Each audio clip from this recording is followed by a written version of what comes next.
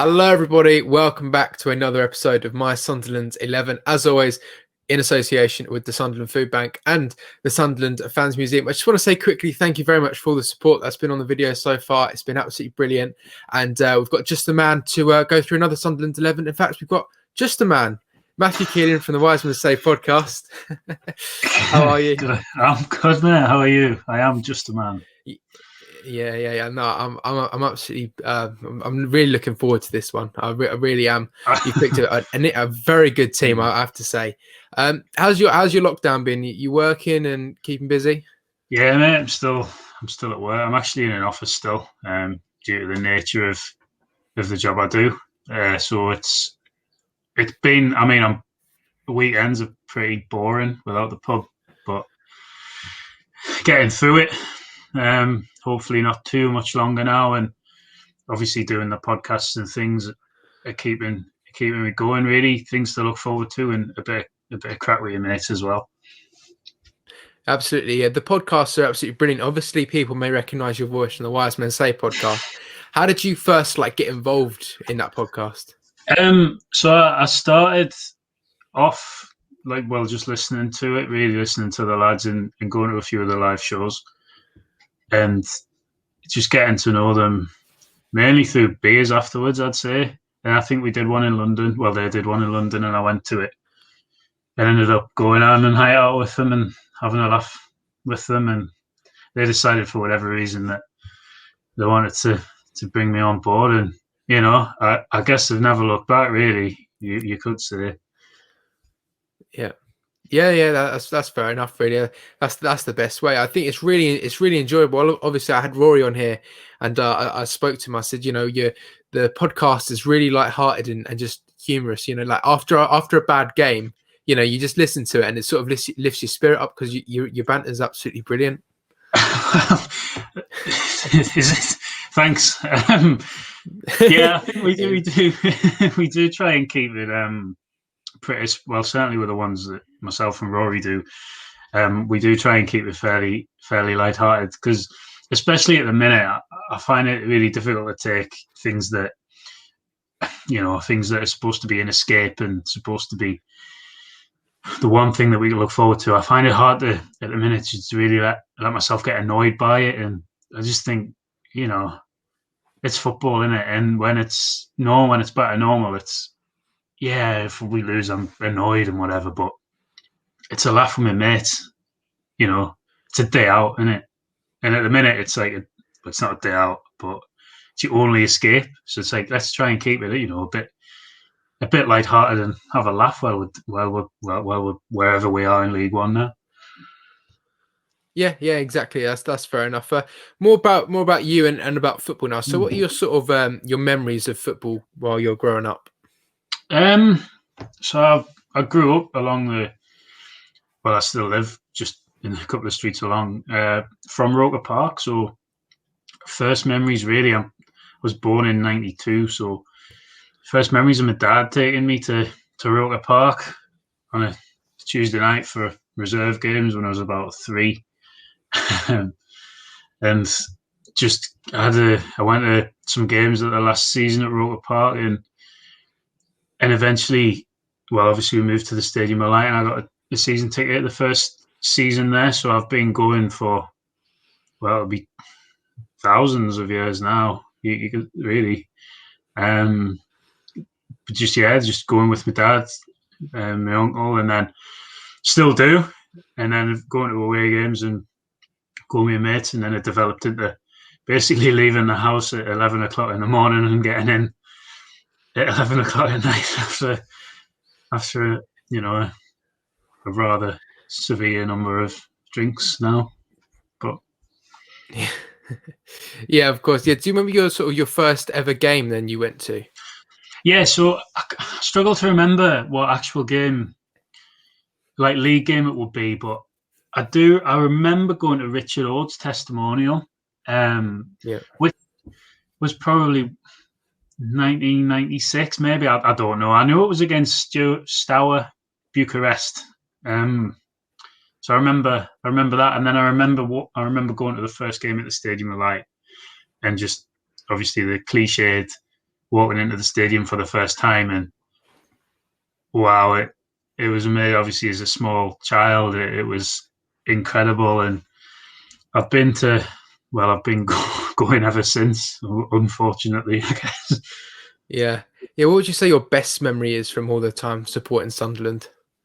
There's obviously the 6 derby wins are pretty high up there. I've had some great away days with my mates, and there's been I think the Everton game where we won under Allardyce was a real, and I think that was a moment where everyone thought we're going to get it right this time, and obviously we didn't, and what followed was a complete catastrophe.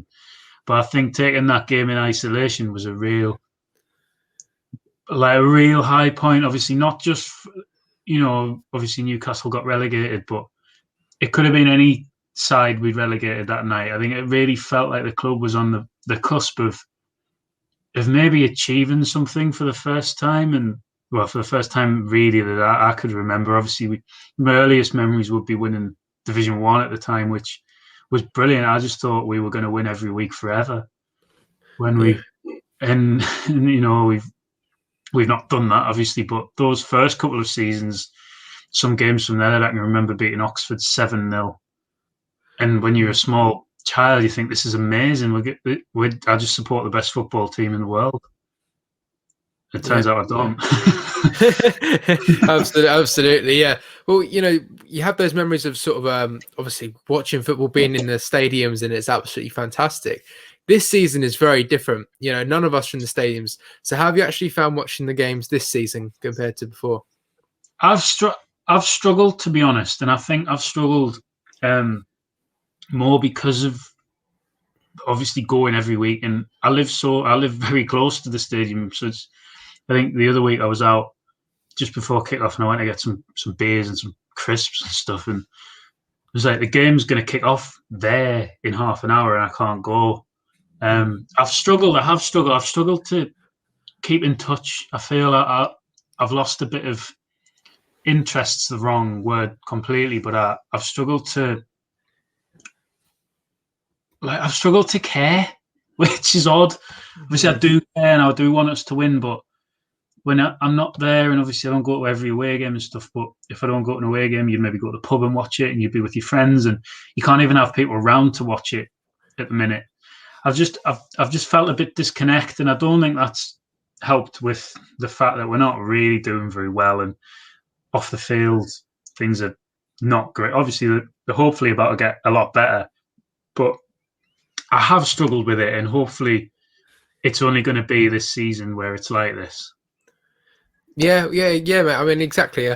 This season's been horrible so far, and it's been the worst thing for even me. I tell you what, just before the lockdown, I went up to Sunderland because obviously I live down in Essex. I'm not from Sunderland, and I went up. I loved it. I loved going into London and then getting the train up. I did it about 3 or 4 times just before lockdown. Went up to a lot of home games, and it was fantastic. I love it. I love being there. With the people next to you. I never thought that a day would come where I'd miss waking up in the morning knowing that I'm going to go down to Gillingham. Yeah. Just things like that, and I really miss it.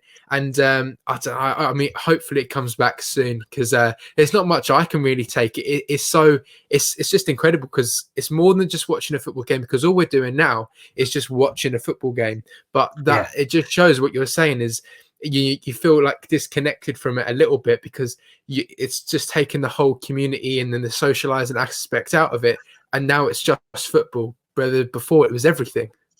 No, you're right. I totally agree with you. I think it's just, if you take it in isolation, this season almost feels like a standalone competition that isn't real. It feels like just a big tournament that's going on and happening, and people are watching it for something to do. And it is literally just the football, and at the minute, it's not even very good football. No. So I do hope that come August, September, we can get back to get back to going to the game and go and seeing your mates. It's this whole social side as well. Yeah, exactly. And hopefully we will be back soon. Just one last question before we go into the 11. A question I ask all the guests. I say this every time I ask all the guests. And if you put it into your own words, what does Sunderland AFC mean to you?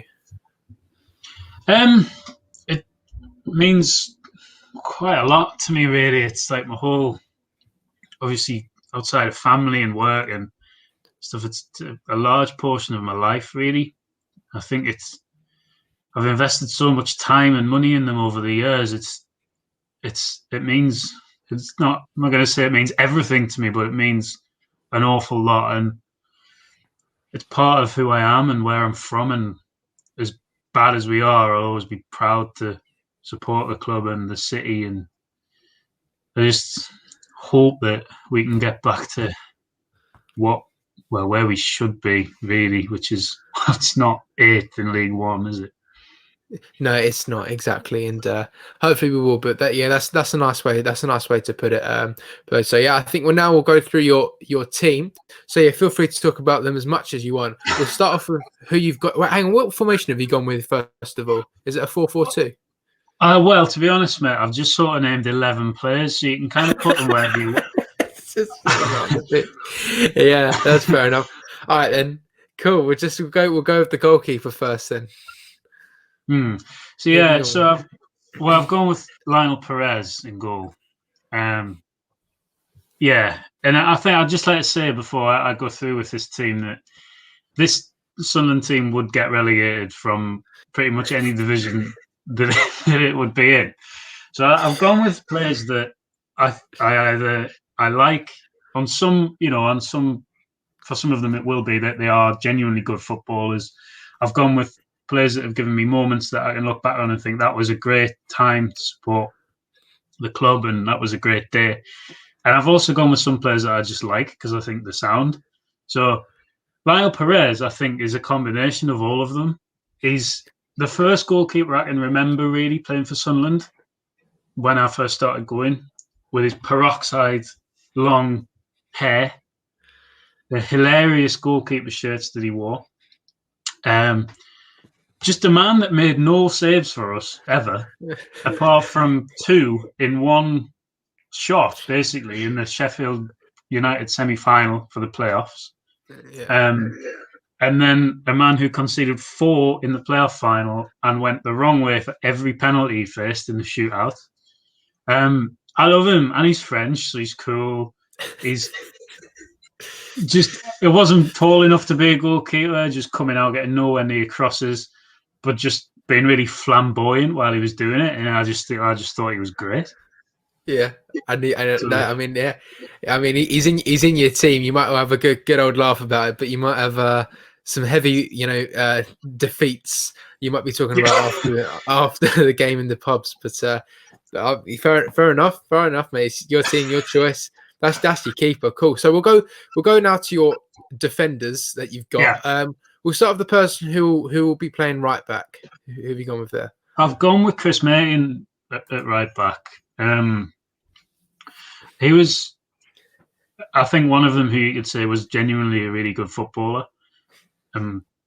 Again, the early memories of supporting the club and going to the games, he was playing every week. There was the whole shoot thing every time he got the ball, crowd telling him to shoot. He'd never scored. He did score, I believe, away at Tottenham in the last game of the first season back in the Premier League. I just thought he was great. He was really good. He was the first player I had on the back of my shirt as a kid. I had remember the blue away shirt with the red and white stripe across the front. I had that. Yeah. Mate too on the back of that. I thought he was great. There's not a lot really. He was just a right back, I guess, just a man really. But yeah, he was. I loved him. I thought he was great, and I think he's in the team he'd probably be in quite a few teams. People's favourite, people's best 11. So I think this is a one where he's in on merit. Really, he was a good player. He was here for 3 or 4 years, and I thought he was great. I loved him. Yeah, fair enough. Another just a man in your team, and that's great. So yeah, good choice at right back. We'll switch right now over to your left back. So who have you got there? I've got Patrick Van Arnold at left back. Again, I was reading through my team earlier, and I'm not really sure why I've got Patrick Van Arnold at left back. I think I was just sort of struggling to find left backs because we've not really had any good ones, and he was the last good one we had, really, I would say. I liked him. I thought he was good, and I think there was some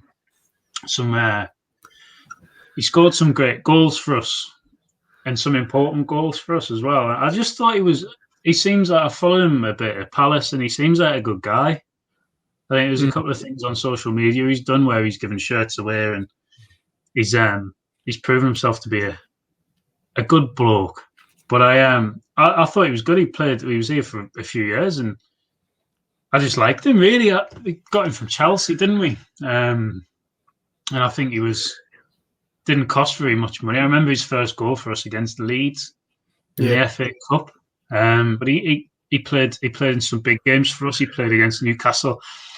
A good thing he did was when we played Newcastle and Defoe scored that screamer, all of the players ran to celebrate with Defoe. They ran to celebrate in our own half, off the pitch, obviously in a huddle, in a pile, and Van Arnold stepped into the other half so that Newcastle couldn't kick off again. Because they could have kicked off and all the players, including the goalkeeper, were just at the side of the pitch, then obviously they would have just had a free run through to the open goal. So that was an intelligent side to a footballer, which you don't often see nowadays. Yeah, I mean, how you noticed that and remember that? I think you're probably one of the only Sunderland fans to remember that. I don't. I mean, Van Aanholt as well. You got to say we did make quite a big profit on him. Allardyce took him from a player he was very good at attacking. He scored quite a lot of goals as a left back, and then Allardyce kind of made him into he obviously carried on attacking, but he also made him a lot better defensively as well. Yeah, he was good. He was almost the complete, like, for the level that we were at. We would struggle to get a better fullback than him, really. And, well, we did when he left. Replaced him with, was it Desena, I believe? Well, who was that? Name. Yeah, Andre Desena. I think we replaced him with for a while. I just thought I liked him. I thought he was. Or maybe Desena was before him, actually. Anyway. Who replaced Van Aanholt? I think it was Oviedo. Yeah, Oviedo. Well, I quite liked him, but, not really the same, was he? No, he certainly wasn't, no. No, but yeah, so that's your left back done. Van Aanholt, yeah, as you say, that's quite a good choice. We'll go to your central defenders now. Do you want to start us off? Do you want to talk us through who you've put there? Yeah, I've gone. We're speaking of just men. We've gone with Paul Butler for one of the centre halves, and again, he probably won't be in many best favourite 11s, but it comes back again to first following Sunderland, and he signed in 1998, I think, the summer of '98 from Bury. And he was amazing in that season where we won the league with the record points. I just remember him thinking that we were never going to concede any goals. He was just this colossus of a man who at centre half and got a few goals. He played in the Premier League for us for a season or two as well, and I think he went on at Wolves. But again, a lot of these are probably like my early memories, really, of Sunderland, and he's just one that really sticks out. As I remember him signing, and I remember him just playing every week and just being just really dependable, like rock hard, solid. Like no one was getting past. If the ball went past him, like the player wasn't getting past him. And just huge, just a man vibes. Paul Butler from Bury, just. There's a picture of him, I think, when he was a coach somewhere, and he's got like long hair. And he looks like he should be in Oasis or something. So I think that's really cool as well. So yeah, get him in, get him back, bring him back. To be honest, get him back centre half. Yeah, absolutely. I mean, he wouldn't do a worse job than our defenders at the moment, I don't think. No. But yeah, all right then. So we'll go to his central defensive partner. Who have you gone with there? Well, partnering him, I've gone with Wes Brown, who is, in my opinion, the best defender I've seen play for us. It's such a shame that obviously we would never have got him 5 years earlier because he was playing in the Champions League for Man United. And it's such a shame that he had the injuries he did while he was here. But he was magnificent for us. I thought he just oozed class. I think the game that really sticks out for him was the 1-0 at St James's Park. There was an injury, I think, to Anthony Revilliere before the game, and they had to rejig the back four, and it ended up with Brown and Quates playing at centre-half and O'Shea at left-back. And Brown that day was magnificent, and it marshalled the defence. There was a moment when the goal went in, Brown and O'Shea celebrated together, but then stopped, and it was, right, we're not going to throw this away now. We just scored in the last minute. Yeah. And they just kept that. And it was a moment where they celebrated, but thought, well, it's not done yet. And then him that day was magnificent. I think he probably played, 40 games for us. It wasn't that many because of the injuries, and he was in his mid-30s, but he was just brilliant. I thought he was fantastic. The goal, he scored a goal at QPR. Queen's Park Rangers, the back header, the flick. Just a brilliant goal. But he just oozed class. I thought he was magnificent. I really liked the strip as well, with a black collar. Yes. I remember playing in that strip as well. Yeah, that's the one he signed into, I think, in the 2011 summer, I think. As you say, Wes Brown obviously signed with John O'Shea, and there were two very experienced defenders. And the Derby game you alluded to there as well, I remember someone filmed that from behind the goal. I'm sure you must have seen it, and you see sort of Wes Brown run off with his arms in the air, and then but yeah, that was it really. That was the experience of, right, come on, let's keep your heads and let's go through. But do you remember it's like a second later, Larson was put through 1-on-1? Yeah, I remember. I don't know what happened there. It should have. I know. Yeah, I remember. I was at the game and he put him through. Obviously, we weren't really watching because everyone's still celebrating. Larson's through on goal. And he's gone round the keeper. I think he's so tired. His legs have just given way. Yeah. And he's gone too wide, and he's put it I think he put it in the side netting, didn't he? Yeah, I think so. Yeah, I mean, I was watching it at home, and I don't even think I was in the room. I don't even think, because I think I ran from my living room to my kitchen and back and forwards again. It was absolutely mental. But yeah, that was a great game. I think that made a lot of Sunderland fans' Christmas. That did, because it's like 2 or 3 days before Christmas. So to ruin the Geordies' Christmas was brilliant. Yeah, it did. It ruined their Christmas, which is always nice to see, isn't it? Yeah, it certainly is. So Wes Brown, makes it in your team. That's it. I was surprised you didn't go with like Virginie at the back, to be honest. I know. You know what? He was very close, and mainly for that own goal, but I thought there's enough stupidity to come. So all right, we'll look forward to it. And so that's your back four. Your midfield, like, I can't. You just chucked in 4 midfielders there. Yeah, I've just put some midfielders in. All right then. So do you want to talk us through whoever then of your choice who you put in there? Well, I've gone with people are not going to be very happy with this. So I've gone in centre midfield. I've gone with Lee Clark. Right. Mm-hmm. Now, I know that there were issues regarding Lee Clark and his departure. He wore the T-shirt, and he shouldn't have done that. But while he was at Sunderland, he gave nothing but everything for the club, and he was magnificent for us in them 2 seasons. He was amazing in his first season for us, and obviously he got injured on the opening day of the second season. I think he was out for a few months, and he came back, and he was so influential in that midfield. He played alongside Kevin Ball, and I think Ball was approaching the latter stages of his career, and Lee Clark alongside him really he carried the midfield. From what I remember, and he was a standout player most weeks. He was brilliant, and there's a few times in the set. He never hid the fact that he was Newcastle through and through. But there's photos of him, videos. He's scoring for us at Grimsby, jumping in the away end. You would have no idea where his roots were.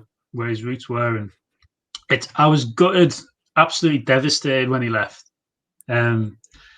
Especially the way it happened. Everyone hates him now, but I think he's spoken a few times about it after, and he has big regrets about it. And there were circumstances around the issue where it was kind of thrust upon him when he arrived in the t-shirt, and I know he's laughing wearing the t-shirt and stuff, and it doesn't look very good. And there are people that won't be very happy that I've put him in my team, but for footballing reasons and for early memories of supporting the club and going to the games, he was absolutely, there's no denying, he was absolutely brilliant for us. Yeah, and I think he has said before, if that t-shirt thing never happened, he saw himself at Sunderland for another few seasons, because he said he really enjoyed his time. He really enjoyed his time there, and it didn't matter that he was a Newcastle fan. Although I did think he said that. I think he did say that he could never ever play against Newcastle, but I think he did. I think he did all right at Sunderland. He was great. I mean, the whole thing, he couldn't play against Newcastle. That's he's been honest there. It's not. He hasn't tried to hide the fact he's from Newcastle or whatever, like certain other midfielders have done in the past, and then gone there on a free transfer. He never hid that he was from there, and I was gutted when it ended, especially the way it did. But I'm still devastated, really, to be honest. Yeah, of course, but he's not a very well liked figure. So I think you are quite brave to put him in your team. But that's fair enough. All right, then. So move on to another midfielder. Do you know who your next midfielder is? Well, this makes sense to put Lee Cattermole in the centre of midfield alongside Lee Clark, two Lees. I loved him.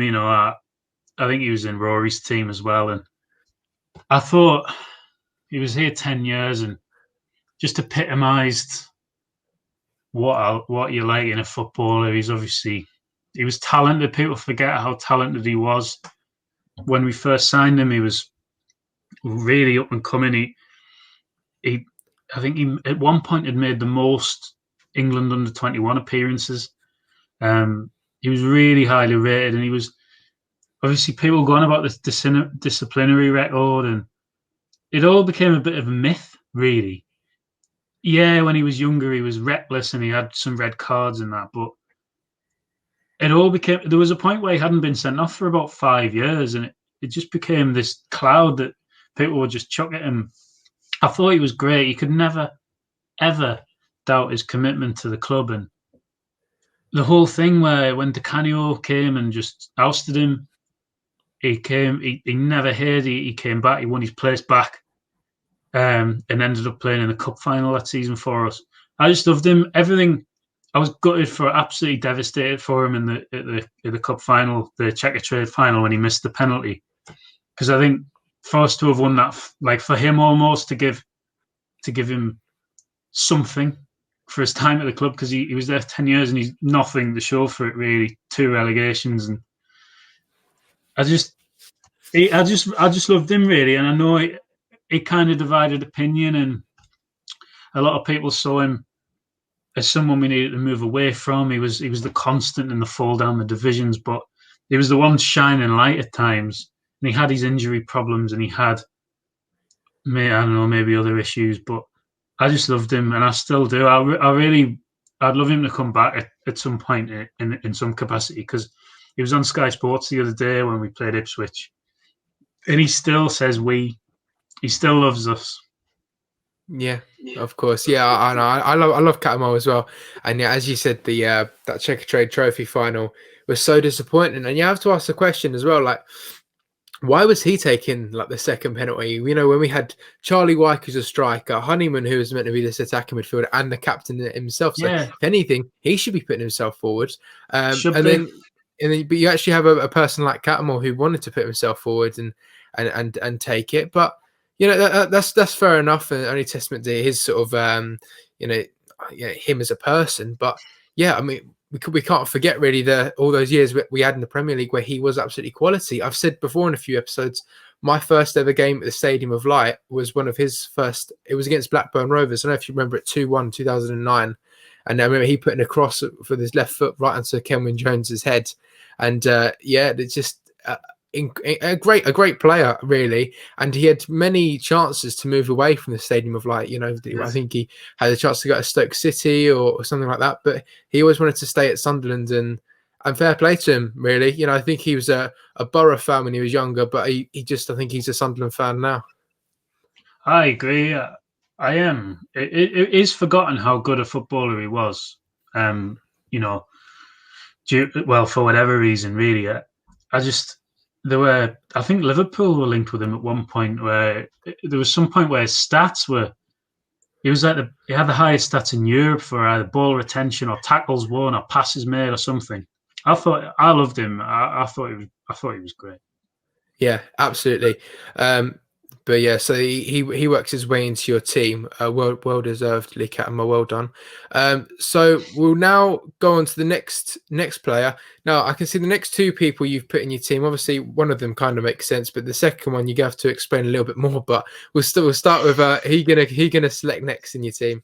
Oh, we'll go with Aidan McGeady. Okay. Mainly because we touched on the Checker-Trade final there. He's mainly in my team for that game. I know we didn't win it, and I know it's a competition for third division teams, and we shouldn't be in that competition, and blah blah blah blah blah. The fact remains, we were in the competition, and there was 80,000 people at Wembley for a cup final, and he scored twice. Now, whatever you felt about that competition, when that first goal went in, the free kick, there was just delirium in the stands. We should have been 3 or 4 up in that first half. And when he put that in, those moments where they don't come around very often. You forget what competition it is. It doesn't matter. You're at Wembley. It could be the FA Vars. It doesn't matter. You're at Wembley. It's full. It was red hot. Everyone's, there's a sea of red and white and sea of blue. Portsmouth. It helped that we were playing them. It was a big, 2 big clubs. It was a massive turnout, and the atmosphere was amazing. And the 2 goals he scored, the second one in the last minute of extra time. Yeah, that he's in it for that. He's a good player. I like McGeady. He's a good player. I actually, when he first signed in the Championship season, I wasn't overly fussed on him. Really, I thought he's not really done enough, and he did dug us out of a few games. But I think the fact that Phil Parkinson just ostracised him is unforgivable, really, with the talent he has. But he's in the team really for them 2 goals, which probably says more about me, really. The fact that I hold a Checker-Trade trophy final defeat in such high regard. Yeah, well, this is exact same with me, really, and I've said it before. I do a live stream, pretty much live stream before every Saturday game, and I've said before, I said, no matter what competition it is, if you play at Wembley, once the whistle goes, you forget you're playing for the Papa John's, Checker-Trade, Johnson's Paint, whatever. It's a game at Wembley to win something in front of your fans, and I think we had all those years of just losing games, relegations, and whatever, and we were all there at Wembley. The night before was incredible. Over 40,000 Sunderland fans all standing together, and you just celebrate like mental, and it's just like I think I felt that day, after all the years of like hurt, that we sort of had our club back a bit, and the community was back. We were all here together celebrating for something. It was amazing. And then the second goal as well. And I'm even used now this season, where we'll go a goal down, and it'll be like the 60th or 70th minute, and I'll just say to myself, I can't see us getting back in this game, and we never do. Like against Shrewsbury when they went 2-1 up, I was like, there's no way we're getting back in this game. But I always believed in that game against Portsmouth. I said, we're going to keep fighting. We're going to keep fighting. We're going to keep fighting. And when Charlie White chested that ball and laid it off to McGeady, and that touch, how he just turned it onto his left foot and hit it, and how it just trickled into the goal for Matt Clark. I went absolutely insane. absolutely insane. I think I ripped my shirt off and I was waving it in the air because I went absolutely mental. And it was just a shame we never won it because it was a fantastic experience. And I think McGeady, I have to agree. He's probably one of my all-time favorite players for that moment. I think as well. I agree with you. It was an incredible moment, and it's just he's still with us now, and it just shows he's the one who cares about the club. He really cares, and no matter whatever age he's at now, probably 45, 46, however old he is, he still wants to do the best, you know. I think so. I think there's a couple of stories where Parkinson was here, he's gone into the changing room. He said that isn't good enough, and he's right. I mean, he could be playing at a higher, even at his age, he could be playing at a higher level than this. But yeah, I think that moment, it is a shame for him that we didn't. Obviously, for Cattermole, we've touched on. For him, he deserved to win that game. He didn't deserve to lose that game. He was magnificent, and I think there's a few times he's had some brilliant games for us, especially in that first season in this division. Excuse me. He dragged us through a few games and won games on his own at some point for us. Yeah, and you have to say as well, if he didn't break his foot, 3 days after Wembley against Accrington, he scored a great goal. Do you know that in those games he was on fire, he was in form. He scored a great goal at Accrington, and I thought, I was so confident. I was like, we're gonna go up now because he was on fire. And then he broke his foot. They had to play with injections for the rest of the season. And he played through it, and he played through it and probably done himself no favours at his age playing through that. And obviously the playoff finally just wasn't fit. And it was a desperate attempt really to bring him on, and it was a shame. But yeah, he goes in for that memorable moment really. Yeah, that's fair enough. So so you got 3 midfielders there. You got 1 left, and I think this is probably one where you have to explain yourself the most, or or anything. So who's this midfielder then? I've gone with Max Power. Yeah. I just really like Max Power, right? I just think he's really sound. He's got also his name. He's called Max Power, so that's great in itself. But it became a running thing where I just thought he was great, and I'd reply to his stuff on social media, and he'd reply in turn, and we'd have this whole thing developed where I was his biggest fan and etc. It was just pathetic, really, considering I'm 2 years older than him. But it just became. I just thought he's a player that when we first got relegated, I felt that there wasn't much we had really, but players like him were a bit of a connection between the fans and the club where I've met him a few times and he's just a man. He is just a man. He just plays for. It's the biggest club he'll ever play for, and he knows that. And I think it's a shame. I'm sad for him because it hasn't quite worked the way that he obviously would have wanted it to be. And he's captain of the club, and I just really like him, and I think goes a long way when you can see how, I think when he first came as well, his social media was hilarious. He's clearly an absolute banter hound and loves it, and he loves all crack and winding people up and jokes on people. And it gets overlooked. He's had some really good games for us, and he's scored some really important goals for us. And I think there's a moment in his first season when he scored for us away at Peterborough. That was a moment that I've said this a few times on podcasts, that we would have got promoted if we'd have won that game. We would have gone on and finished second or even won the league, because that was a moment which is forgotten in terms of celebrations from crowds. I think we took 3,500, 4,000 that day on, I think it was Easter Monday, I think it was Easter Monday. Yeah. And the pandemonium when that went in is forgotten because of, obviously, we conceded a few minutes later. if we'd him, he really took that. We played quite well and hadn't had the breakthrough, and he just took it by the scruff of his neck, which you'd love to see him do more of, and just pinged it in the bottom corner from 25 yards. And we would have gone up, and it would have been, he would have loved that, I think. It would have been, I think it would have cemented, it almost been like cult hero status if we'd have won that game. And he is for himself, but yeah, people are not going to agree with this. He's by no means one of the best midfielders we've ever had. I think personally, I just really like him, and I think he's a good guy, and he does good things, and I just think he's sound. That's fair enough. I was at that Peterborough game. Same, yeah, me too. And it was he's so hot. Yeah, and do you remember in the first half, Lee Cattermole put Charlie White through, and he was basically 1-on-1.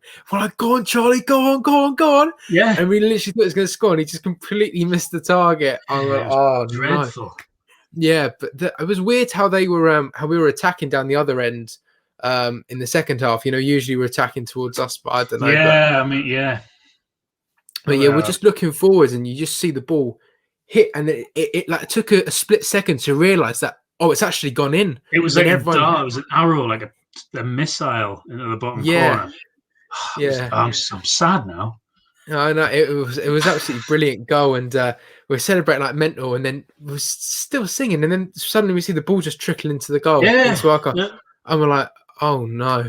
And that's where I thought as well. I thought I know technically that's the moment where automatic promotion was like out of our hands. That was the moment where it was out of our, because if we won that game, it was in our hands, and that's when the sort of the mentality just was like, it was sort of just give up. That's what I felt, because then we went and sort of lost to not Peterborough. We went and lost to Fleetwood and lost the way to Southend. It just didn't care anymore, But yeah, no, let's not get too sad. Yeah. So I mean, Max Power, he's a lovely guy. My little brother, he was his mascot. So he's walked out really? like a Max Power. Yeah, it was the 5-4 against Coventry. Wow. He scored in that game. Yeah, he did. Yeah, but yeah. So yeah, my little brother really likes him. If just trying to find points here I can praise him on. My little brother likes him. What else? And yeah, I just think he's a great guy as well, to be fair. So yeah, I guess Max Power makes it into your team. So yeah, we've got 2 more positions to do now. So yeah, strikers who are going to score all the goals. Talk us through who you've gone with. I've gone with Craig Russell. Yeah, who he was my favourite player growing up when I was a kid. Him and Georgie Kincladze from Manchester City, but we'll not get into that one. Craig Russell, it was when I first started going. He was the striker when I first started going at Roker Park. He was the striker. Your number 9, number 10. I've still got a signed photo of him in a house somewhere. I've had it on my wall since I've got my own house now, but don't have it on the wall anymore. But I had it on a wall since I was about 4, 5. I just loved him.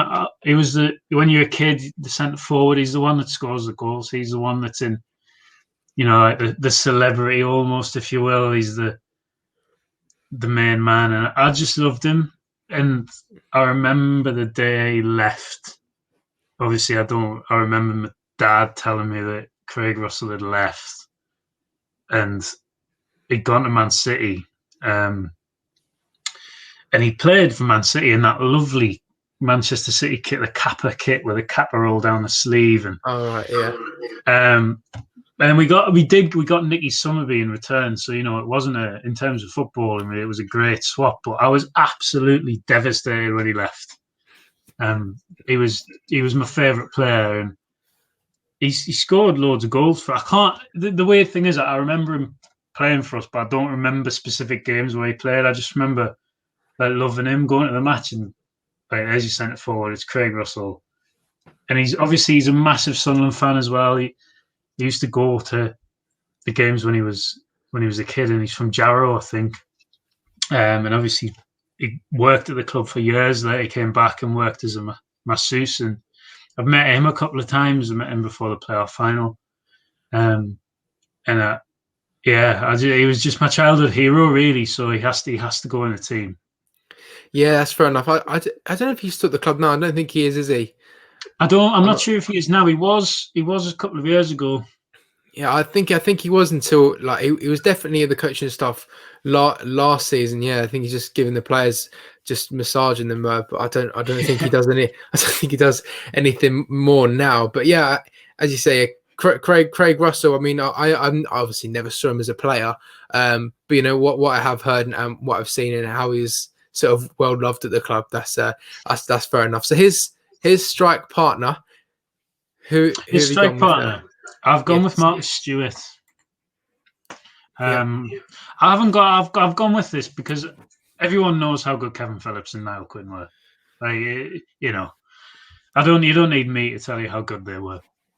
Marcus Stewart was brilliant. So Marcus Stewart came when we bought Torre Flo on the same day. And he was far more successful for us than Torre Flo was, which, let's face it, isn't very difficult. But he was, in the 2 championship seasons he played for us, he was brilliant. For about 8 years, he was the last player to get a hat-trick for the football club. He scored a hat-trick against Gillingham, and we won 4-1. I thought he was great. He scored so many good goals. A really clever player, and he was coming towards the end of his career. He played in the Premier League for Ipswich. And I think what I really liked about him was, I remember when he was a top scorer when we won the league under Mick McCarthy. He knew that at his age he wasn't good enough to be in the Premier League anymore. So he ended up just running his contract down, getting us promoted, and then moving on. And I thought he was brilliant. He some of the goals he scored, his player, he was such a clever player and almost like just the perfect striker in a way to play with. Like Kevin Kyle played with him, Stephen Elliott. No, actually, he was before Stephen Elliott, wasn't he? Elliott was the next championship season we had, but Kyle played with him. I just thought he was great, and I think when we signed him with Torre Flo, everyone was expecting, Flo's going to be the player, and he cost the most money. But actually, we got 3 good years out of Marcus Stewart.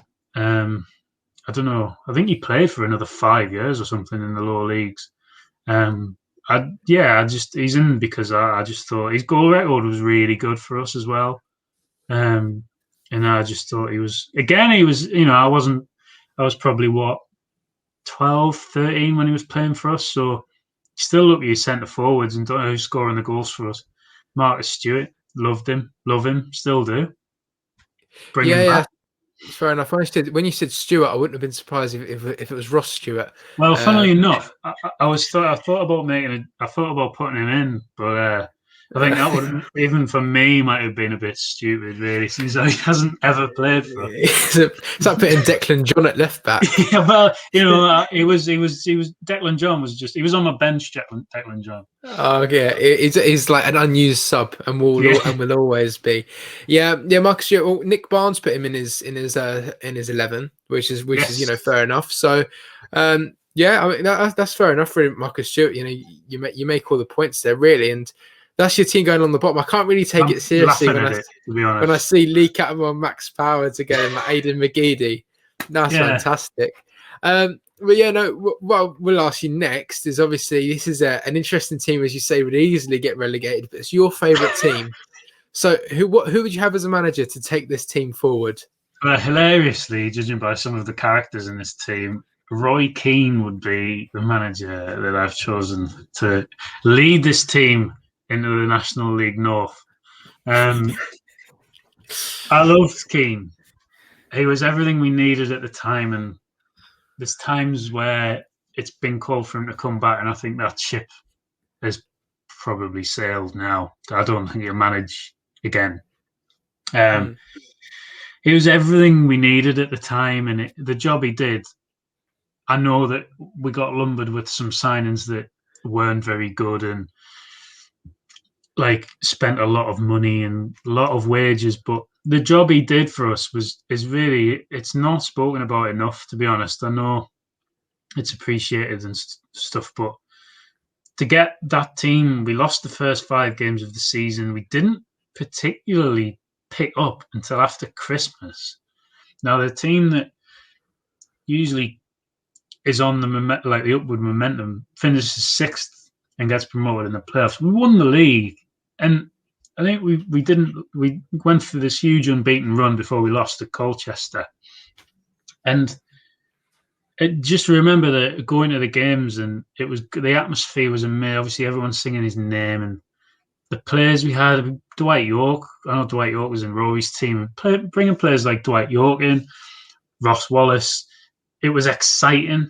Like, no one wanted to play us, and I think a thing that, particularly in the Premier League, when we got promoted, obviously we beat Newcastle under him, was the late goals. The amount of late goals we'd score, like Andy Reid at home to West Ham. There was last-minute equalisers, last-minute winners.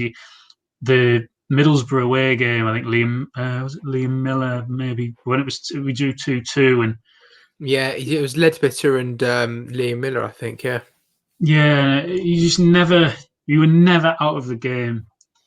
So for all his, signing Rada Preeker and all of that, which is funny in itself, and he should have made my team, really. For all of that, the job he did here was magnificent. And I think he's also an incredible pundit. He's a hilarious man. Yeah. So yeah, Roy Keane for me. Yeah, that's fair enough. A fantastic manager as well. I said this to Phil Smith from the Sunderland Echo, who did one of these episodes as well.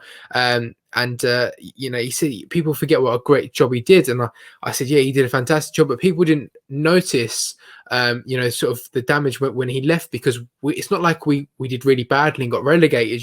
The next few seasons we pushed on, and obviously Bruce came in, and we had those few seasons in the Premier League pushing for the top half of the Premier League. We're in and around sort of the Europa League places a few seasons later, and we felt we were doing really well, so we didn't really notice it too much. Yeah. But obviously you look back now and think Roy Keane was a great manager then, and it's a shame how it all ended, and I think even Roy Keane regrets it. So it's just a shame, really. No, it is, and I think one thing that sort of epitomised him was the whole standards thing. I remember there's a couple of stories about him being fuming because the strips were made by Lonsdale, and that's not good enough. We shouldn't be having this. It's a strip, and the whole like leaving people were late for the team bus, so I'm just going to leave them, and we're just going to go. Like, I remember I was at that was Barnsley away, and I was there with my dad, and this was before, smartphones particularly took off, and updates were through text mainly, and really dodgy internet on mobile phones, and it was he's left. I think it was Anthony Stokes and Fulop and someone behind because they missed the bus, so he just left without them. And it's like, oh well, fair enough. That just matches his standards, and that's what he sets. And if you fall anywhere below that, you're not playing. Like, giving Ross Wallace, fining him for getting sent off, even though he scored a last-minute winner, took his top off, jumped in the away end of Hull, sent off, won the game, fined, into trouble. And I loved him. Again, it was sad when it ended, especially the way it did. Yeah, I remember that actually. Didn't he like give a big off? He's walking off after being sent off. He's good in. Yeah. I remember Nick Barnes was talking about it with me with Roy Keane, and he said there was a game, I think we actually won it. I think it was like 4-2 or something like that. But Roy Keane wasn't happy because we conceded twice or something like that. Yeah, so that was Sheffield Wednesday. Sheffield Wednesday, yeah. So he was in the press conference afterwards. I'm not sure if you've heard it before, but just as Roy Keane was leaving, they went, "Roy, is there any injuries?" And he turned around and just said, "Not yet." Because he wasn't happy. He wasn't happy with the team's performance. But yeah, it's a top guy, and as you say, really, he's a great pundit as well, because he is one of those people that sort of dresses up like everything's brilliant, everything's great. Yeah, he's just very much his own person, and it's a person you would never find in modern football, I don't think. No, he's very well, I mean, as a player, if he played now, he wouldn't last more than 10 minutes. You talk about Catamol's disciplinary problems. I think if Roy Keane was playing now, I don't think he'd be playing many games. But I think it is the standards he sets of himself and he set of the players, and it's strange. I think there are certain players that will relish playing under him, and there are players that will hate playing under him. And obviously, it didn't work for him at Ipswich because he mustn't have had the players buying into what he wanted and the mentality that he needed. And he hasn't managed now for 10 years. It's difficult to see him coming back in any way as a manager. But you never know, do you? Mind you, I would have liked to see him manage Catamol. I think you'd have loved him. Yeah, I think so as well. Yeah. Yeah, I think he's the exact type of player that Keane would really like. Yeah, exactly.